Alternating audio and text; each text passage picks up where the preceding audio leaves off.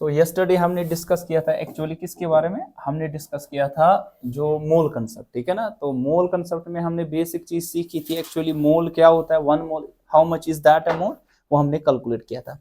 At the end हमने बोला था कि 1 मोल किसी भी सबस्टेंस का जो होता है, 1 मोल किसी भी सबस्टेंस का, it's equal to 6.022 into 10⁻23 particles. मतलब कि अगर एक सैंपल है, अगर कोई आपके पास सैंपल है, उसके कितने पार्टिकल्स आप जमा कर दो, 6.022 इंटू 10⁻23, जिसको हम क्या कहते हैं, एवोगैड्रोस नंबर कहते हैं ना।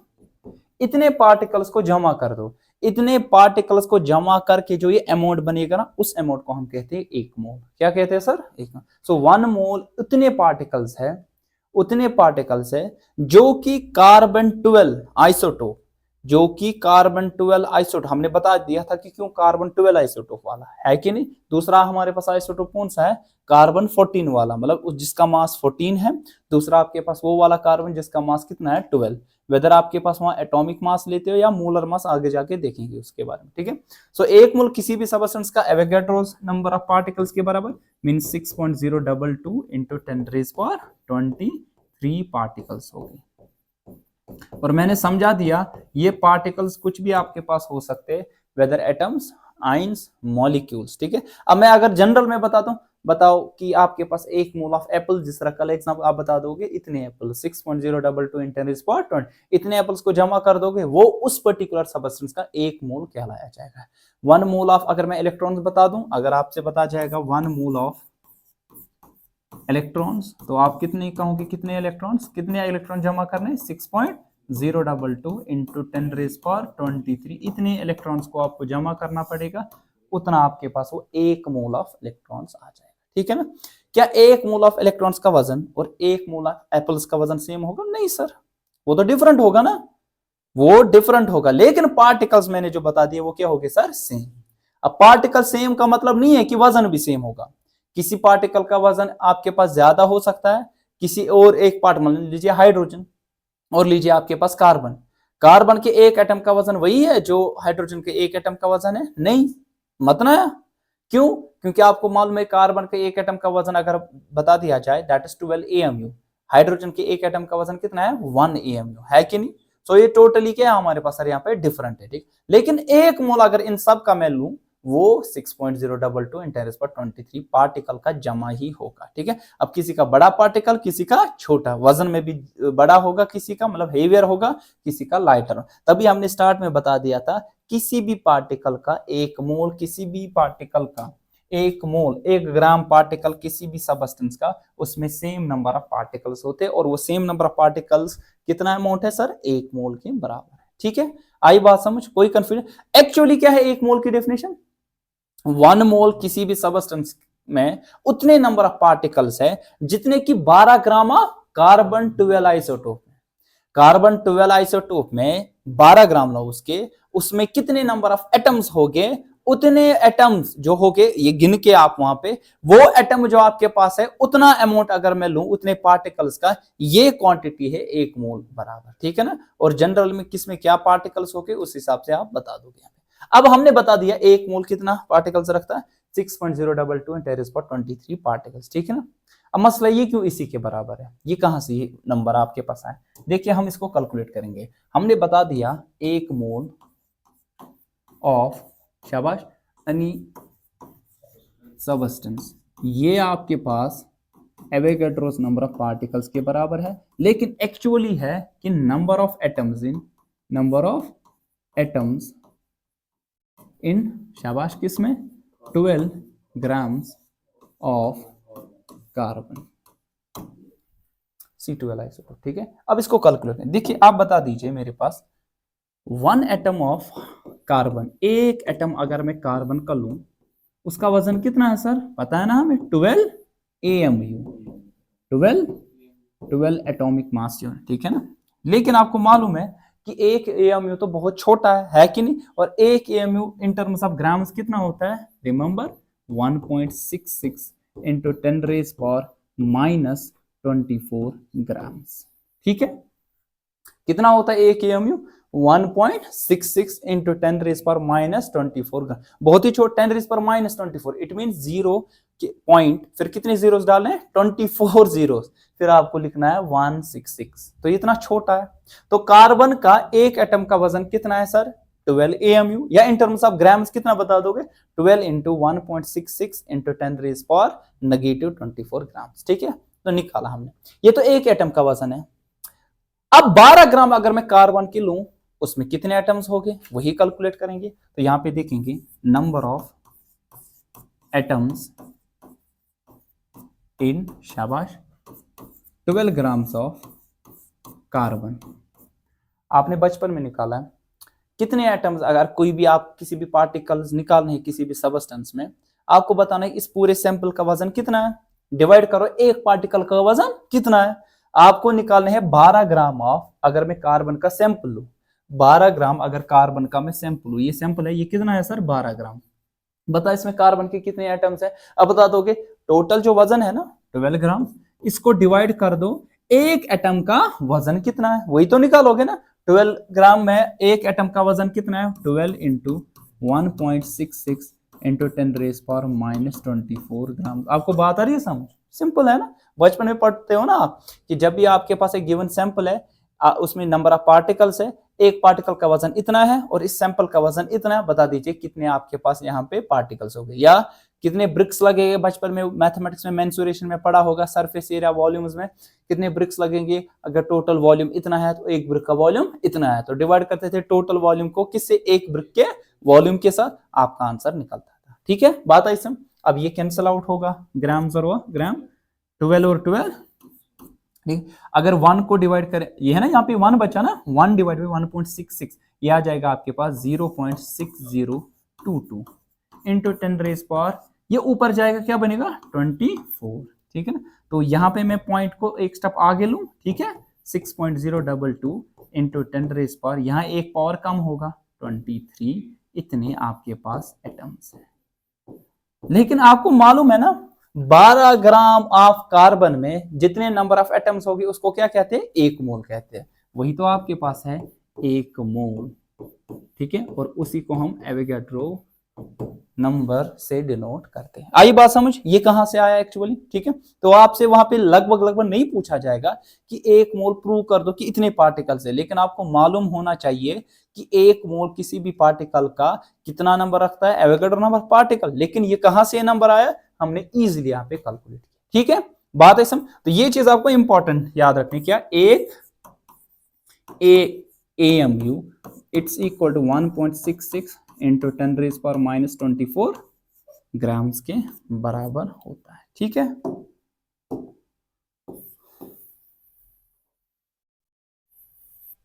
एक AMU किसी भी सबस्टेंस का कितना होता है, मतलब एक AMU अगर ग्राम्स में देखा जाए 1.66 × 10⁻24 ग्राम, लेकिन अगर इसी तरह आपको केजीज में लिखना होगा, कैसे लिखोगे केजीज में इसको, सिंपली इसको कन्वर्ट करोगे 1.66 इंटू 10⁻, एक ग्राम कितने केजीज, नो वो एक केजी 1000 ग्राम, ये 1/1000 आएगा, मींस 10⁻³ तो टोटल बनेगा 27 केजीज आएगा ना, इससे छोटा ही बनेगा ना, केजीज में तो उससे छोटा ही बनेगा, ठीक है, बात आई समझ, ये चीजें बेसिक है, बचपन में कम से कम 9th क्लास में आपने ये सीखी होनी चाहिए, यहाँ पे हम यूज कर रहे हैं, ठीक है, आई बात समझ, इट मीन्स कि आप 2 साल पीछे हो क्योंकि 9th में एक्चुअली आपने पढ़ा होना चाहिए, 2 साल पीछे रहना ये बड़ी बात है ना, फर्क बहुत पड़ता है इससे, ठीक। अब मैंने कल भी बता दिया आपको कि आप इस चीज को ओवरकम कर सकते हो, लेकिन अगर आप बहुत सारा टाइम डिवोट करोगे, बेसिक चीज को सीखोगे, कोई भी चीज आपके लिए मुश्किल नहीं है वहां पे, ठीक है, आई बात समझ, चलिए आगे बढ़ते हैं, ठीक है।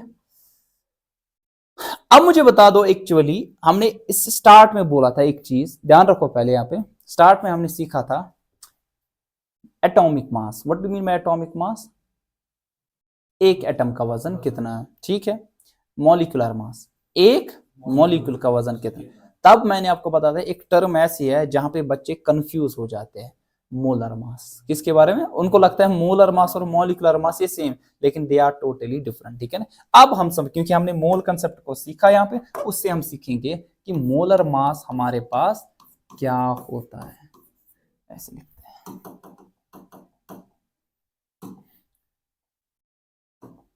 सो what is actually molar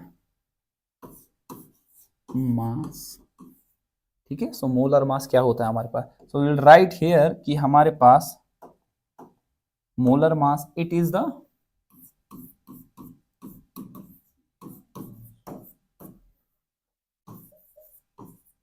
mass of किसका, एवोगैड्रो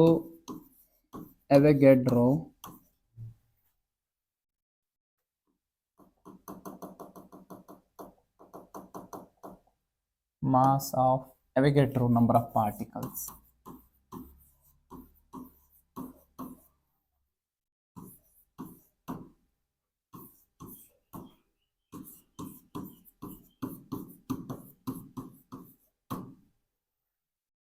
ठीक है। सो अगर मैं एवोगैड्रो नंबर ऑफ पार्टिकल्स को लूं, उनका जो वजन कर दो उसको हम क्या कहते हैं सर, मोलर मास कहते हैं, ठीक है। एवोगैड्रोस नंबर ऑफ पार्टिकल्स का वजन हमारे पास मोलर मास कहलाता है, ठीक है। एवोगैड्रोस नंबर ऑफ पार्टिकल्स के माने हमारे पास क्या है सर, इट मींस कि आपके पास एक्चुअली कि मोलर मास जो हमारे पास होता है, molar mass it's equal to mass of 6.022 into 10⁻23 particles. इतने पार्टिकल्स का जो वजन होगा उसको हम क्या कहेंगे सर, मोलर मास कहेंगे, ठीक है। बात है समझ, चलिए अब ध्यान रखिए, देखिए कार्बन के एक एटम का वजन क्या होगा, mass of one atom of carbon कितना है सर, बता दीजिए, 12 क्या AMU, तो 12 इंटू 1.6, अच्छा आपके लिए मैं लिखता हूं ताकि आपको कंफ्यूजन ना हो, 12 AMU, ठीक है। फिर इसको कैसे लिखोगे, 12 इंटू 1.66 इंटू 10⁻⁻, शाबाश, 24। अब ये क्या है actually, it is atomic mass, है ना, ये तो एक एटम का वजन है ना, इसको हम क्या कहेंगे सर, एटॉमिक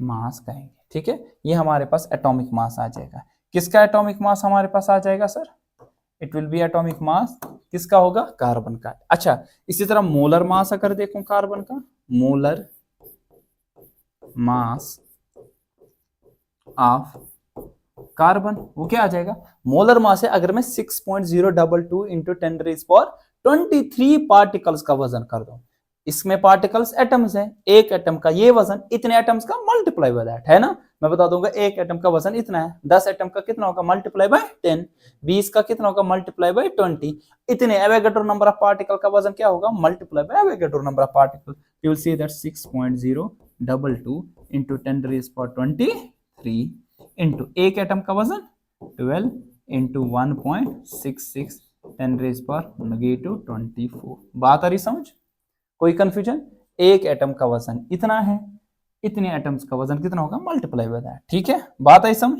फिर से समझा दूं, देखिए अब ये 6.022 इंटू 1.66 ये आता है नियर अबाउट 10, कितना आता है सर, कितना आता है सर, 10 आता है, क्या 6.022 इंटू 1.66 ये 10 आता है, इंटू देखिए 23 नेगेटिव 24 कितना हुआ, 10⁻⁻1 आएगा ना। अच्छा यहाँ पे 12 है, ये +1 है, ये -1, ये क्या हो जाएगा sir, it will be cancel, ये कैंसल होगा, बचा क्या वहां पे 12, मगर क्या ग्राम्स, है ना। क्या पता चला, कार्बन के एक एटम का वजन कितना है 12 AMU, 12 एक मोल का वजन 12 ग्राम, सिंपल है ना, आपको बात है समझ। कार्बन का अगर मैं देखूं 12 AMU, ये क्या है सर, एटॉमिक मास, इसका एटॉमिक मास। अच्छा कार्बन का अगर मैं बता दूं जस्ट सिंपली 12 ग्राम्स, ये क्या है इसका सर, मोलर मास। अब आया समझ फर्क क्या है, हाँ जैसे आपने जैसे लग रहा है कि AMU को रिप्लेस किससे किया, ग्राम से, मगर ये मत वो है कि ये भी एक एटम का वजन है, नहीं, बच्चे यहाँ पे मात खाते हैं कि उनको लगता है शायद ये एक एटम का भी यही वजन है, तो फर्क क्या है फिर AMU में और ग्राम, एक ग्राम तो बहुत बड़ा है एक AMU से, क्यों, क्योंकि एक AMU कितना है 1.66 × 10⁻⁻⁴, ये तो बहुत ही छोटा है। कितने ग्राम? अगर आप देखोगे इट विल बी 0.1 2 3 4 5 6 7 8 9 10 कितने 24 जीरो, फिर 166, ये क्या है? लगभग 0 ग्राम है ना। तो बता दो कि ये तो बहुत ही छोटा है। ये तो वजन 1 एम तो लगभग ग्राम के मुकाबले में कुछ भी नहीं है। कितना है? लगभग 10⁻24 टाइम्स ज्यादा है 1 ग्राम के से 1 एम से, इतना बड़ा है। ठीक है, सो हम कहेंगे कार्बन का 1 मोल का वजन 12 ग्राम, वो इसका मोलर मास होगा। कार्बन के 1 एटम का वजन 12 एमयू, वो इसका क्या होगा सर? एटॉमिक मास होगा। ठीक है, बात आई समझ? कोई कंफ्यूजन? कैसे किया कैलकुलेट? सिंपली 1 एटम का वजन 12 एमयू, ग्राम में इतना लिखा। 1 मोल का वजन, एवोगैड्रो नंबर ऑफ पार्टिकल्स का वजन जो होगा, इतने पार्टिकल को जमा कर दो, इनका जो वजन होगा वो आपके पास मोलर मास कहलाया जाएगा। मल्टीप्लाई किया एवोगैड्रो नंबर, हमारा आंसर 12 ग्राम से है। तो सिंपली आप यहाँ पे फ्लिप करके बता सकते हो 1 एटम का वजन 12 एमयू और 1 मोल का वजन 12 ग्राम आ जाएगा। ठीक है, आपको बताए समझ। लेकिन आपको मालूम है कि ये जो एक्चुअली हमारे पास 12 ग्राम्स है, इसमें कितने पार्टिकल्स है? 6.022 × 10⁻23। तो हम रिलेट कर सकते हैं, फिर हम बता सकते हैं फिर 1 मोल किसी भी सबस्टेंस का, 1 मोल किसी भी सबस्टेंस का, इसमें कितने पार्टिकल्स हो गए?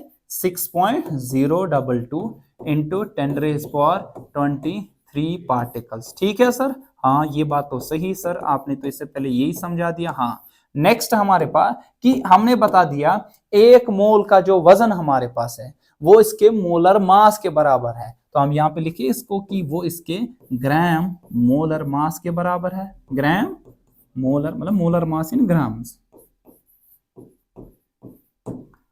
सो मैं बता दूं फिर, इसका मतलब ये है 12 ग्राम्स ऑफ कार्बन, कितने एटम्स हो गए? 6.022 10⁻23 एटम्स। सिंपल। ठीक है, कोई कंफ्यूजन? क्लियर अभी तक? चल अब इसी के अकॉर्डिंगली बता दो फिर यहाँ पे 1 मोल ऑफ हाइड्रोजन, मैं खाली लिख रहा हूं हाइड्रोजन, मैंने हाइड्रोजन गैस नहीं बोला। फर्क क्या है सर? बता दिया था। गैस में जो पार्टिकल्स होते हैं वो मॉलिक्यूल्स होते हैं। एलिमेंट में जो मतलब गैस, क्योंकि वो तो आपके पास वहां पे मॉलिक्यूलर फॉर्म है, क्योंकि एक पर्टिकुलर कंपाउंड लोगे उसमें कॉन्स्टिट्यूएंट पार्टिकल क्या होते हैं? मॉलिक्यूल।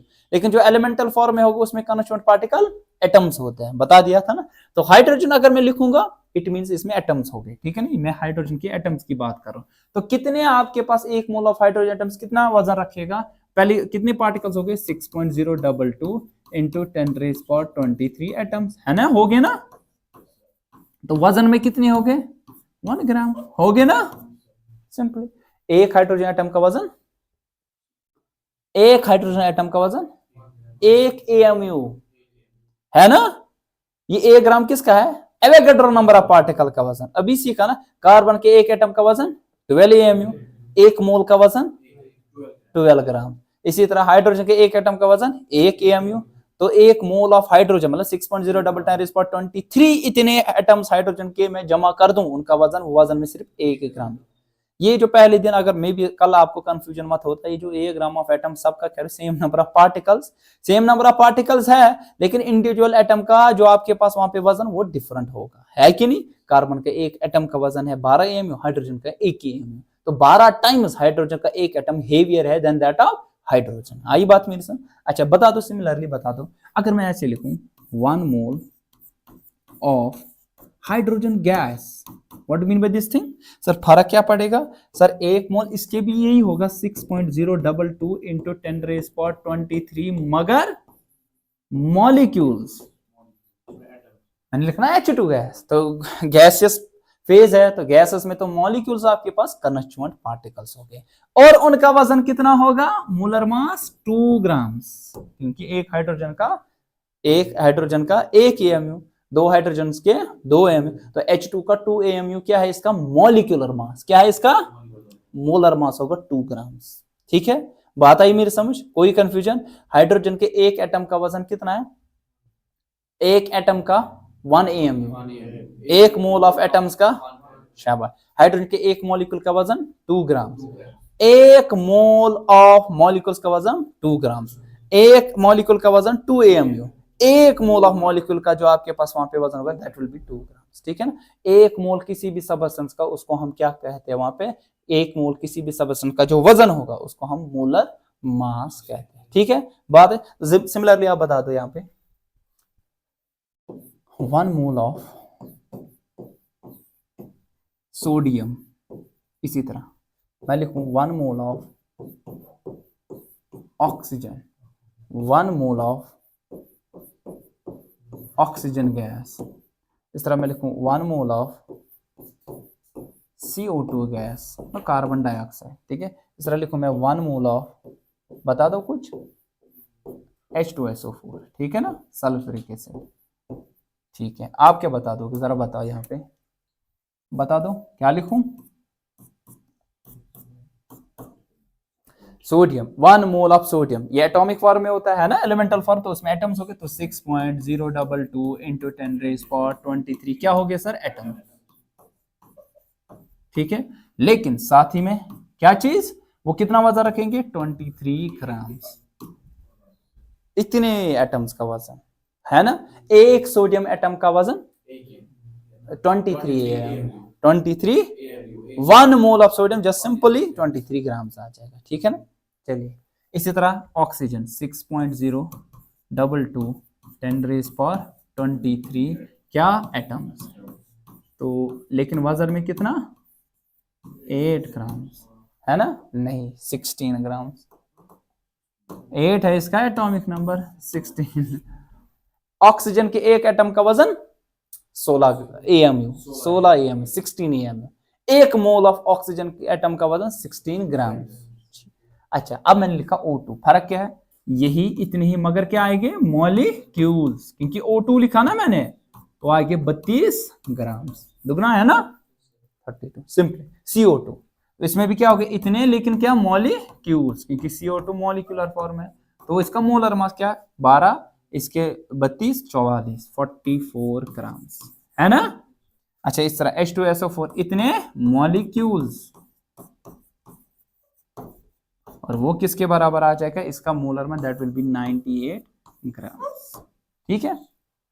आई बात समझ, कोई कंफ्यूजन, क्लियर अभी तक आपको आया समझ, आप हो गया आया समझ, तयावज तेले समझ आमुत यावा समझ कंफ्यूजन को दूर, ये कंफ्यूजन उस वारियान आसान वुनिक तान, मे बी शायद तो इतम आशा, लेकिन गोड सर आसन पाई तो कंफ्यूजन कथा कीन, हाँ।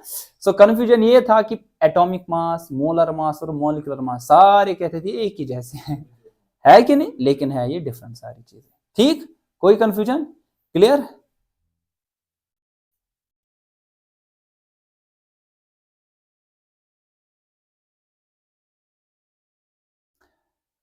चलिए देखिए अब यहाँ पे, अब तो ये देखो गैसेस ऑक्यूपाई करते वॉल्यूम है ना, गैसेस जो हमारे पास है, कॉन्स्टिट्यूएंट पार्टिकल्स क्या होते हैं उसमें, मॉलिक्यूल्स।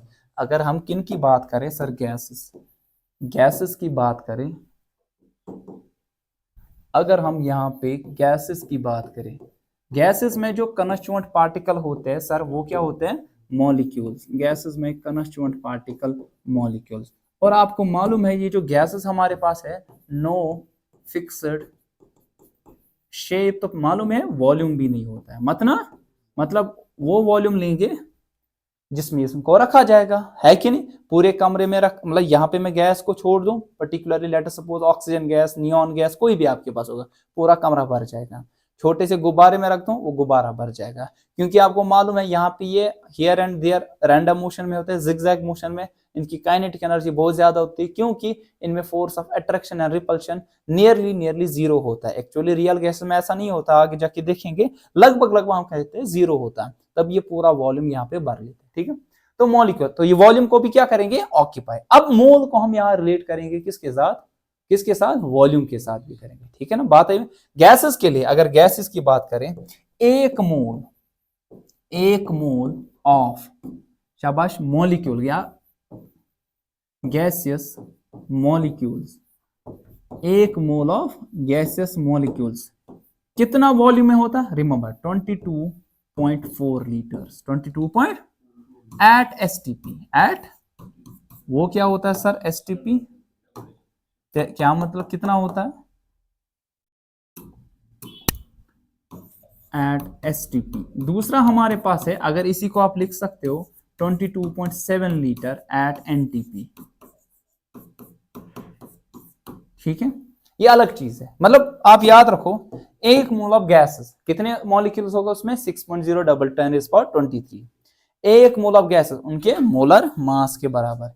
एक मोल ऑफ गैसेस कितना वॉल्यूम ऑक्यूपाई करेंगे 22.4 लीटर ऑक्यूपाई करेंगे। ठीक है, एट एसटीपी, लेकिन 22.7 लीटर एट एनटीपी। ये कैलकुलेटेड है, इसको भी हम प्रूव करेंगे ये ऐसे क्यों होता है। ठीक है, देखिए पहले यहाँ पे एसटीपी के माने क्या है, स्टैंडर्ड टेम्परेचर एंड प्रेशर। ठीक है ना, कितना होता है, इट 0 डिग्री सेल्सियस, 0 डिग्री या 273 डिग्री केल्विन, 0.15 डिग्री केल्विन, एक चीज आप 273 ले सकते हैं। और प्रेशर कितना होता है, एक एटमॉस्फेयर, एक एटमॉस्फेयर। ठीक है, और इसी तरह NTP normal temperature and pressure, उसमें भी टेम्परेचर होता है 0 डिग्री सेल्सियस या 273.15 डिग्री केल्विन, बट जो प्रेशर होता है एक बार, क्या होता है, एक बार, बार बार नहीं, एक बार। हाँ, सो एक bar is a unit of pressure. ठीक है, बात आई समझ।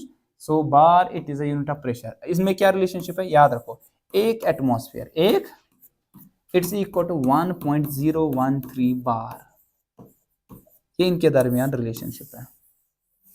और एक बार इंटरनल ऐसा यूनिट क्या है प्रेशर का, पास्कल। ठीक है, ये होता है 10⁵ पास्कल्स।